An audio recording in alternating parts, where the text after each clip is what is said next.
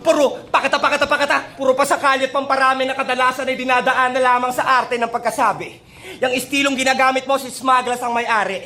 Sama ka tiyang bato manalo kapag makalinya di ko sa ulado at malamang hanggang dyan ka na lang sumigaw man no mataranta. Huwag ka na magyabang, gaya-gaya ka lang, mas litaw yung ako sa kanya. Kapag bumitaw, matik ko alam na. Pag nagalimaw na dito patay ka, huwag mo ko sinusuka sa sariling batayan mo dahil baka sa ikaw hindi ko matansya. Mga tat mo, sa akin pinipilit iba to, di pa pat bro, daka sa pagiging iba ko.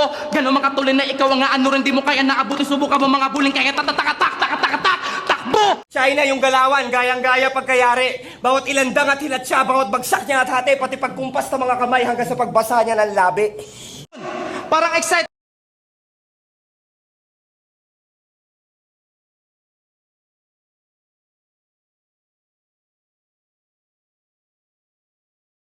yung linya mo na yun, alam mo sabi ko?